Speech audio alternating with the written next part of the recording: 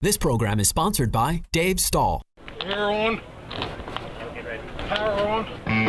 It's time to take your place on the starting grid and get ready for Racer Radio. Your host, Dave Stahl, about to take you for a white-knuckled lap around the motorsports industry, covering everything from top-notch national drivers and crew chiefs right down to your local kid racers and racetracks. Watch for the apex, because here comes Racer Radio with Dave Stahl. All right, folks. Hey, welcome to Racer Radio, FM 96.1, AM 1170. The answer. All right, without further ado, Peter Starr is in the house. He is a movie producer. He is an author. He's also a DJ back in the day. He used to hang out with some of these guys, see, British guys. We'll have to ask him a few questions here and there on who these guys are. He wrote an unbelievable book, Take It to the Limits. He's also done a movie of the same title. And if you're into the vintage motocross, I say vintage today because that's what it is today. But, you know, guys like, God, I can't even think of the names of some of these great riders. Halewood, Robert. Pull yourself up to that microphone right there, Peter, and welcome to the show. Yes, Thank welcome. you. Yeah, you can say Marty Smith. You can say Roger DaCosta. You can say David Bailey, Bob Hanna, Daryl Schultz. I mean, all Southern California people for the most part. You know, Brock Glover. You know. Great stories. You got stories out of these guys that are just amazing. You know, how they got to where they've gotten. You know, Marty Smith is probably one of the most famous of the group. I mean, here's a kid that was making more money than you and I put together at the age of 16, 17? Yes, at the age of 17, he said he made $50,000 when he was still in high school, in the year when he was in high school. And I filmed him at Point Loma High School in 1974. Cameras at the school. Can you imagine that, Brittany? And you'd be amazed at what his high school English teacher would say about him in the film. Do tell. I can't remember the words, but it was pretty. He said, Marty will go somewhere. And he mentioned something about how much money Marty made. He said, that's more money than I could ever think of. Well, the other thing you're named to fame is being a DJ. I know that's not in the book necessarily, or it is. Well, it's a little bit at the front of the book, yeah. But you got to hang out with bands and artists like...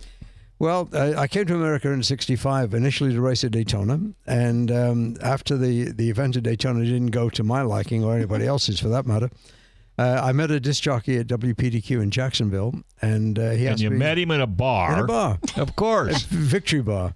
And he said, well, can I interview you on the radio? Now, my English accent was much, much thicker in those days, much thicker. Mm-hmm. So if you can imagine, sounding like a little bit like Paul McCartney or something like that in Northern England... Anyway, we did the interview and the phones lit up, and this was 1965 when the English bands were very, very big. And they offered me a job. Just like that, WPDQ. And how old were you? 22. And how long had you been in the States? I've been in the States about 5 minutes at that time. And he gets a job doing a radio DJ. And then, because the English thing was so big, they said, we've got other stations they owned, and they shipped me to WRD in Daytona, to WFLA in Tampa, to WKIX in Raleigh, North Carolina. Wow. And then I got a call from a guy called George J. in Hollywood. Oh, and boy. I was looking at on the map, it says Hollywood was in Florida, right? So I thought, well, no big deal, George J. from Hollywood. Who would have thought? But it was George J. from Hollywood, California. And he was a record promoter. And he said, I want to represent you, at these radio stations. So I'm 22 years old, full of piss and vinegar, I mean, of course. And during that year, I did shows with the Rolling Stones, and there's a picture of Mick Jagger and myself in the front of my book there. Wow. Yeah. Herman's Hermits. And I did some shows with the Dick Clark Traveling Tour, which was Bobby V, Freddie Cannon, Herman's Hermits, Wayne Fontana and the Mindbenders, Freddie and the Dreamers. Remember those guys? And how much DJ experience did you have before you sat down in front of a mic and a turntable? About 5 minutes. Yeah. I make no bones about it. I mean, as it went on, I improved, obviously. Well, of course. In the beginning, I was in the right place at the right time, with the right accent, and a knowledge of England, and everybody wants to know what's it like in England. You know? So it doesn't matter what, kids would phone up and they'd say, "Oh, tell me what's Paul McCartney's favorite color." No, I had no idea, obviously. But you made up a color. As Of long course as I you did. stuck with that same color. So- Same answer. Did that put your motorcycle career to the side? Yes, very much so, because for the first time I could make a lot of money without risking Your life? Breaking your neck. And at that time in the 60s, we weren't making very much money racing motorcycles. Not at all. I mean, you were scratching to make a living. And they were not safe as it was. When you went off one of those, you got hurt. There was no safety in the leathers. You had one piece of leather, and that was it, basically. And, If you could afford it. Yeah. Well, we had leathers. That was in the Grand Prix type racing that I was doing at the time. That was mandatory. Yeah. And we had to have a certain standard of helmet you had to have. Yeah, but you didn't have the big hump on your back and all the protection. No air vest, none of that No stuff. air vest. No. So, how long were you a DJ? Well, on and off for about 6 years. It's sort of what I say on and off is because I toured America in '65, ended up in KONO in San Antonio, went back to London and worked on Radio London for a short while, which is a pirate ship, if you recall. And then got an offer to come back to America, and I just jumped at the offer, and Sure. I came to work for KTSA in San Antonio. The same management had moved over to the other station. Right. And then I got a job offer in Vancouver, BC, and I went up there for 4 years. But in the meantime, I was doing record production, and I did a TV show out of Seattle, out of King Television in Seattle, and that was that went on till about 1970. Then I started producing records. And I worked with Spencer Davis. It was Spencer Davis Group, you might remember. Oh, yeah. Tim Weisberg, who was a jazz flute player of some renown, and the Canadian Rock Theatre, and a group from San Diego called Sequoia, Yeah. jazz band out of San Diego. And what did you know about producing I know. records? I was wondering the same thing, and then he said, Oh, another TV, 5 and minutes. Basically.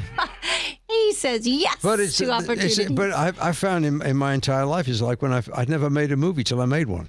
yeah. I was just going to say, you made a movie, so how much experience did you have there? None. None. That's but how no, you but build a no, resume. yeah, no is not in your vocabulary. No. That's the key. Well, ask Britney that. Yeah. No is not in my vocabulary. you Yeah. see. No is not. I mean, but no, it's I believe this my entire life. When I got to make my first movie, which is The Bad Rock, I knew other people that had done it. So when the head of marketing for Hodaka Motorcycle said we want to make a movie, and I said I can do that, and all I knew was I knew who to hire to do the things I knew nothing about. Exactly. Yes, that's I smart brought them move. around, and I learnt from those people for the first 3 or 4 movies. Sure. And then from that point on, I just said, okay, I know what you're doing now. Yeah. And from that point on, we made Take It to the Limit, which is perhaps by many people's estimate, the highlight of my motorcycle movie career. Well, and the industry as well. You were rewarded for it at a couple of Yeah. film festivals. Yep. In 1980, it won it got the Gold Award at the Chicago International Film Festival and took the Silver Award at the Houston International Film Festival. And this is a motorcycle show. Yeah. I mean, this is a motorcycle movie. They don't normally win. Well, gold. it was very different. We had a platinum soundtrack album to start with. We had music by Foreigner, Jean-Luc Ponty, Yeah. Tangerine Dream, Nitty Gritty Dirt Band, Arlo Guthrie, who made an appearance in the film. I love Arlo. And the reason I'd spent so many years in the music business by that time, putting music and images together, and we're talking about 1976 to 1979, was paramount. I mean, it was very important to me to have the best music and the best to go with the pictures. Right. And that the music drives the imagery in documentary films. And when you listen to Feels Like the First Time by Foreigner and you see Barry Sheen and his wife in the movie, and it just melts. Oh, yeah, God, you're killing me. All right. We got to take a quick break.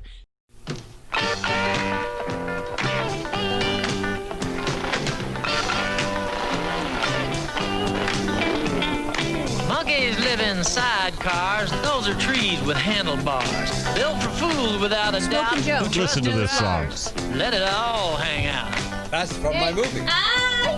I know. That's the kind of guy Wise old Brendan sage, is. my wise old sage said monkeys rarely reach old age. If you want to know what life's about, hold on, turkey, and let it all hang out. All right, folks. Welcome back to Racer Radio on FM 96.1 AM 1170. The answer. You know, Brendan, you should get some kind of an award. You're the best. I mean, you just put a smile on Peter's face and could not believe it. Zachy's in here singing, so don't do that again. All right, we got Peter Starr in the house. Woo! And that music you're hearing is from... Take It to the Limit. It's the sidecar sequence. And Let It All Hang Out refers to the monkey in the sidecar. Monkeys. Monkeys live in sidecars. Those are trees with handlebars. That's I right. love it. That is like on my bucket list. I want to be a monkey so My bad. mother. No, that's the wrong thing to say. You need to be a monkey so good. Yeah, that's even better. The so bad ones get hurt. Yeah, that's that. right. My mother was a monkey in the 40s, if you can believe that craziness.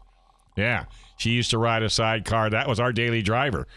I mean, my dad rode it was a Harley, and it had a sidecar, and it had a chipmunk on the front of it. Gosh. And I just thought that's how we all isn't got that how around. we all go to school. So we got Peter Yep. Starr in the house. He has written an unbelievable book. If you like motocross from the 70s, this book will take you down the road as if you're living back in the 70s.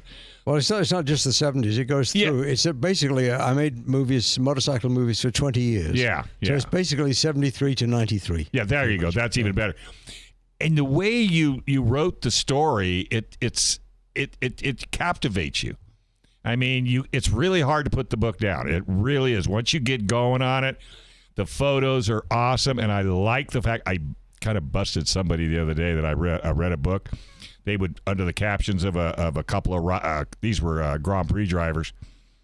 They wouldn't mention the number of the car, but they would say the two drivers, but you didn't know which driver was in which car. You, at least, when you mentioned somebody, there was something in the caption that would address who they were, so you knew whether you knew them or not, or if they're wearing a helmet, you couldn't tell. Yeah. You know, that was what I liked about the way you wrote the book. You wrote the book in such a way that it puts you in the book. I like the legend in the back. So to the listeners, when I first got here, they directed me to the back, and it's a bunch of photographs of racers. And then a couple pages later, it's kind of the legend. It tells me who's each. Yeah. And I thought, because I'm struggling with just a face. Right. If I saw the face and the vehicle, it Right. would have been easier. So Yeah. thanks for that little legend. Well, a lot of those people, were unknown to Americans. Basically, like Mick Bodice, who's a sidecar racer. Right. George Odell, world champion sidecar racer. A lot of Brits. Well, Barry Sheen, you Yeah, recognize. Oh, everybody knows Barry Sheen. Mike Harewood, you recognize. Yeah. Everybody But knows Mike There's Harewood. people in there that you wouldn't normally know if you're an American. So Right. that's one of the reasons I did the legend. Good idea. The other thing is a lot of people have never seen the faces of some people that wear helmets. I Yeah, mean, the helmet. And yeah, exactly. you take the helmet off and they go, "Who is that?" Exactly. Yeah, right. You seen him? Hurley Haywood. Yes. So I was riding with Hurley Haywood one time, and we got all done. We were having a cocktail party afterwards. I walked right by him. Yeah. I didn't even recognize him because he was smiling. Because when he's in a race car, he ain't smiling, Especially when he's riding with some kid like me that probably couldn't drive a nail, let alone a car. Pest it was trying to drive him into the corner. Pretty much. He's a mean driver, I learned. Willow Springs, that's where we was. Stay in front of him. So you've got now 2 books out. Tell me a little bit about the second one. Well, the second book, it relates a lot to prostate cancer, which I was diagnosed in 2004. Oh, okay. And during my course of study, I had no conventional treatment because I thought the odds of me having a byproduct of conventional treatment that I didn't want, i.e. impotence, incontinence, you name it. Right. I said, well, before we even think about going down that road, let's try and find out what the disease is about. So it's not about motorcycles. No. Well, the book is, yes. But the reason I wrote the book is because I learned early on that people that live a purposeful life live longer. I agree. If you're a victim of the disease, you're not going to live as long as people that have a purpose in their life. So my purpose was motorcycles. Sure. So what did I do? I drew a map and I said, well, I've not been to this country or this country or this country. And I just picked 12 countries I'd never been to or never ridden a motorcycle in. And I just set about at the rate of 2 a year going to visit all these countries and writing about the adventures I had. But the purpose was to continue living a purposeful life as a way of dealing with that part of what I understood to be natural healing. Yeah, instead of sitting at home feeling bad about yourself and just watching yourself self-destruct internally. We should do a show about that because there's some video about that you could probably take a look at before. As an example, one of the first rides I did was in Taiwan. And I rode with the group called the Grand Riders. And these were old guys. Average age was 82. Average age 82. Wow. Somewhere in their 90s. who rode around the island of Taiwan. They'd never done that before. And when I saw the video that was produced about them, I literally had tears in my eyes and a lump in my throat. Yeah. And I said, I've got to go ride with those guys because they were all cancer survivors. Wow. They had heart failures. I mean, there were all kinds of aging diseases they had. And they basically said, we're going to go ride around our island. Yeah. And when I saw the video, it was so empowering. Yeah. I said, I've got to go ride with those guys. That was the first of my 12 rides. No. And that empowered me then. So that's what the book is, the travels. Yes, it's all about the adventures in these different countries. Oh, my God. I got to get that book. Wow. Well, it obviously worked. Yeah, This look was at in you. 06, Well, right? 16 Yeah. years I've been 16 years a survivor of prostate cancer without any without commercial surgery, care. without medications. No drugs, no surgery, no radiation. That is unbelievable. And that's basically, but the book isn't about that. The book is about the travels. what I found out. But the instigator of the traveling was living a purposeful life. And Yeah. I've been around motorcycling now. This is my 63rd year. of Wow. That's riding. all?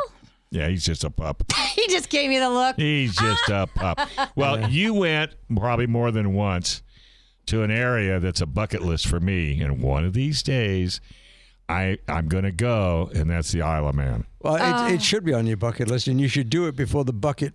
And that bucket ain't going nowhere. My before it bucket's gets kicked. You know? No, my bucket's doing just fine. I just brought this up to my dad because I thought, hey, maybe we should take a trip in the next year or two to Isle of Man. Well, I'm going with you. Well, but he's like, I don't know if I'm interested because this is what he thinks it'll be like.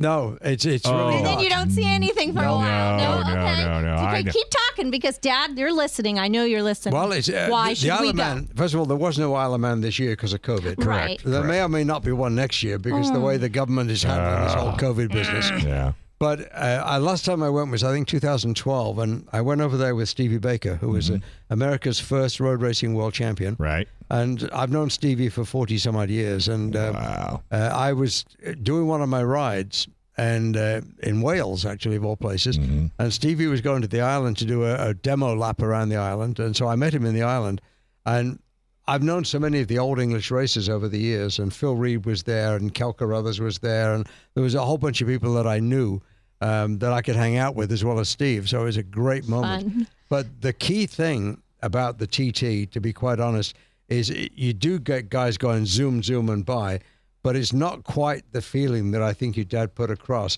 Because the entire week that you go there, there's like 6 major races. Yeah. You can move around the island and watch from different places. And the atmosphere for the entire week is amazing. Well, just the people you meet that are not, in the pubs, in the restaurants. The whole island, it vibrates. Yeah, and It the really whole does. island totally embraces this Yeah, race. the like-mindedness. Yeah, and you know, to one of the embrace things, it. when you drive around the course itself, it'll have signs for Germans, is links fahren, which means we drive on the left. because during the week, people are out racing around the island and they forget which side of the road they're supposed to be on. And bang, there's a a lot of those, I bet. Yeah. and that's why they have Mad Sunday. What's Mad Please Sunday? explain. Mad Sunday is where they stop all the traffic. Everybody goes in the same direction, Oh, but they still kill each other. oh, Yeah, geez. I was They gonna still find say. a way. Well, they become racers, and they're really not equipped, No. and they're not talented, to do that thing. And I've done Mad Sunday myself, and I've watched guys go flying by me, and I'm going, "That's not going to end well." No. And, and they usually don't. Often it doesn't. Well, yeah. because the Isle of Man, there is no K rails, there's no soft walls. No, there's just rock walls. brick walls, telephone poles. And aren't there Cobblestones, roundabouts too? yeah. No. And, there aren't. No, not What am I they. thinking? They miss those. There's no roundabouts. They go around corners, but no roundabouts. Okay. Yeah, no round. Oh, please don't throw a roundabout in there. I hate those things. I've seen them navigating and okay. Well, Yes, but that's not a roundabout. yeah, that's a hang on. Hang on. Yeah. That's a hang on. All right. Well, Peter, I cannot thank you enough. it's You've made very my nice. week. How do people get the book? MOTOSTARR, motostar.com. All right, very good. So, Moto folks, Star. go to motostar.com. Check out the book. It'll be a great gift for anybody in your family that loves motorcycles. Go back and watch the movie too. that too. You know, That's available on the website also. All right. or in Utah. My dad's copy's in Utah. What do you mean? I want to thank you for everybody, on behalf of everybody. Thank you for sharing and preserving so many great moments that people can resonate with. And yell at your dad for not being here. He's listening. On FM 96.1, AM 1170. The Answer.